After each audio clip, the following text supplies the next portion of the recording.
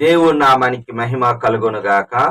క్రీస్తు నందు ప్రేమైన దేవుని బిడ్డలారా, ఈ దినము జూలై 21వ తేదీ లేఖన భాగము అపోస్తుల కార్యములు 22వ అధ్యాయము 13వ వచనము. సౌల సహోదరుడా, దృష్టి పొందుము అని అననీయ మరి సౌలుతో చెప్పెను. అవునండి, దేవుడు ఆత్మ సంబంధమైన దృష్టిని మనకిస్తాడు.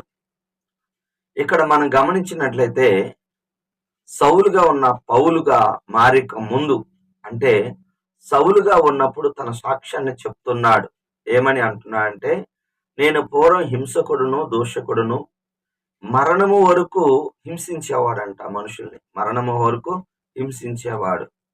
అటువంటి వ్యక్తి గవర్నమెంట్ దగ్గర నుంచి మరి పత్రిక తీసుకొని దమస్కుకి వెళ్తున్నప్పుడు దేవుని యొక్క వెలుగు అతని మీద ప్రకాశించినందున అతడు దృష్టిని కోల్పోయాడు. అటు తర్వాత 3 దినాలు నేనేమి చెయ్యాలి అని అడిగినప్పుడు, నువ్వు దమస్కులోనికి వెళ్ళుము, అక్కడ నువ్వు చేయవలసిన పని నేను చెప్తాను అని యేసుప్రభు వారు సెలవిచ్చినప్పుడు అతడు దమస్కులోనికి వెళ్ళి 3 దినాలు ప్రార్థన చేసుకుంటూ ఉన్నాడు. అట్టి సమయంలో అననీయ అనే ఒక శిష్యుడు మరి దేవుని ప్రేరేపణ బట్టి, పరిశుద్ధాత్మ బయలుపరిచిన దాన్ని బట్టి వచ్చి అతని యొక్క తల మీద చేతులుంచి దృష్టి పొందుము అని చెప్పాడు. ఇక్కడ నేను మనోనేత్రాలు తెరవబడాలి. మనకి అవిశ్వాసమైన ఇహలోక దేవత మన మనోనేత్రాలకి గుడ్డి తనము కలుగజేస్తుంది. విశ్వాసం లేనప్పుడు అవిశ్వాసంలో ఉన్నాడు. 2 కొరింథీ 4:4లో అవిశ్వాసం ఉన్న వాళ్ళకి, నమ్మకం లేని వాళ్ళకి ఆ మనోనేత్రాలు గుడ్డితనంగా ఉంటాయి. విశ్వాసం నేత్రము చాలా ప్రాముఖ్యం. సహజంగా మనం ఆకాశములో ఉన్న నక్షత్రాలను కొన్ని మాత్రమే మన కంటితో చూడగలం, చిన్న చిన్నగా. కానీ హబుల్ టెలిస్కోప్ ద్వారా మరి అవి ఎంత సైజులో ఉన్నాయి కూడా మరి సైంటిస్టులు చెప్పగలరు. గొర్రెల కాపరి దావీదులో దేవుడు రాజును చూశాడు. మన ప్రభు ఎలాంటి వాడు అంటే, మనం సముద్రాన్ని చూస్తాం. ఇజ్రాయేల్ ప్రజలు ఎదురుగా ఎర్ర సముద్రాన్ని చూశారు, కానీ ఎర్ర సముద్రంలో దేవుడు దారి చూస్తాడు. బండని మనం చూస్తాం, కానీ బండలో నుంచి నీళ్ళు ఇస్తాడు. అంటే విశ్వాస నేత్రం కలిగి ఉండాలి. అటువంటి నేత్రాలు దేవుడు మనకు అనుగ్రహిస్తాడు. ఈ యొక్క అపోస్తలుడైన పౌలు గారికి దేవుడు దృష్టిని కలగజేశాడు. నేనంటాను, శారీరక దృష్టితో పాటు ఆత్మ సంబంధమైన దృష్టిని కూడా ఆయన పొందుకున్నాడు.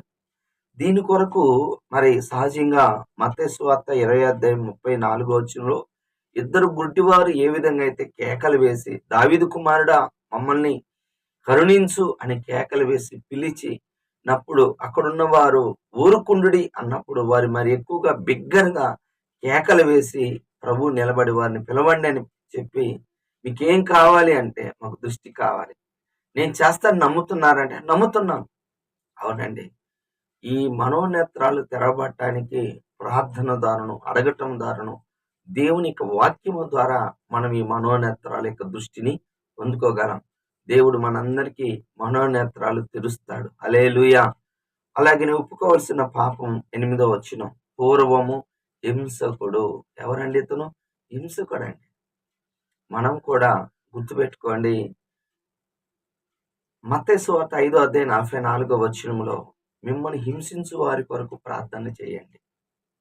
అంటే శత్రువుని ప్రేమించి, క్షమించి, హింసించు వారి కొరకు ప్రార్థన చేయాలి. 1 సమూయేలు గ్రంథం 24 దావీదు చేతికి చిక్కిన సౌలుని చంపలేదు, అభిషేకించిన వాడిని ముట్టకూడదు అని చెప్పి అతన్ని ముట్టలేదండి.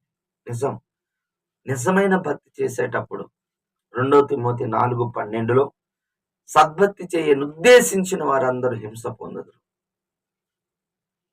అన్ని మామిడి చెట్లకి రాళ్ళు పడవండి. మంచిగా ఫలాలు ఇచ్చే చెట్టుకే, తీయటి ఫలాలున్న చెట్టుకి, మంచి కాయలున్న చెట్టుకే రాళ్ళు పడతాయి. కానీ ఆ చెట్టు ఎప్పుడు కూడా రాళ్ళేస్తున్నారని ఫలాలు ఇవ్వకుండా ఉండదు. మంచి భక్తి మనం చేద్దాం. హింస కలిగిన వారి కొరకు ప్రార్థన చేద్దాం. సౌలు పౌలుగా మారిపోయాడు. అవును, మారే రోజు ఉంటుంది. చివరిగా ఆజ్ఞ ఏంటంటే 17వ వచనము, ప్రార్థన ద్వారా అపోస్తలుడైన పౌలు గారు యెరూషలేమునికి వెళ్ళి మందిరములో ప్రార్థన చేస్తున్నాడు. పరవశుడై ప్రభువును చూశాడంట. ఇలాంటివి మనం కూడా చేద్దాం. ఏంటంటే ప్రార్థన ద్వారా దర్శనం పొందుకొని దేవుడి వాక్యాన్ని వింటాం, ప్రభు ముఖ దర్శనం చేయుట.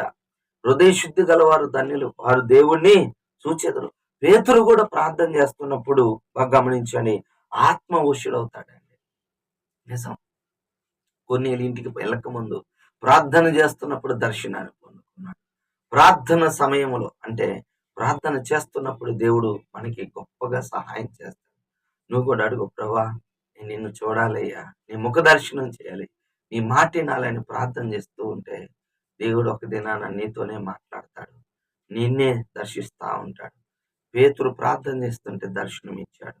అలాగనే కొర్నేలి ప్రార్థన చేస్తుంటే దేవదూత వచ్చి పలానా పేతుర్ని పిలిపించుకో అని చెప్పాడు. ఈ విధంగా మనము ప్రార్థన ద్వారా ప్రభు యొక్క దర్శనాన్ని, స్వరాన్ని వినుదుము గాక. ఆమేన్. దేవుడి మాటలు దీవించును గాక. ప్రార్థన చేసుకుందాం. ప్రేమ కలిగిన తండ్రి యేసయ్యా, నీ వందనాలు, స్తుతులు, స్తోత్రాలు. ఇప్పటి వరకు నీ కృపలో, నీ దయలో నాయన నువ్వు చేసిన మేలు బట్టి స్తుతులు, స్తోత్రాలు తండ్రి. సహాయము దయచేయండి. గొప్ప దేవుడా, నీకే వందనాలు. మీ నామానికి వందనాలు నాయన. మీ ముఖ దర్శనం చేసేవాళ్ళని తండ్రి, ఇతరులు హింసించకుండా ప్రభా మాకు తండ్రి మనోనేత్రాలు తెరవమని కోరుచున్నాం. నిన్ను చూసే నేత్రాలు మాకు అనుగ్రహించి మహిమను తెచ్చుకోమని యేసు నామములో ప్రార్థిస్తున్నాను తండ్రి. ఆమేన్.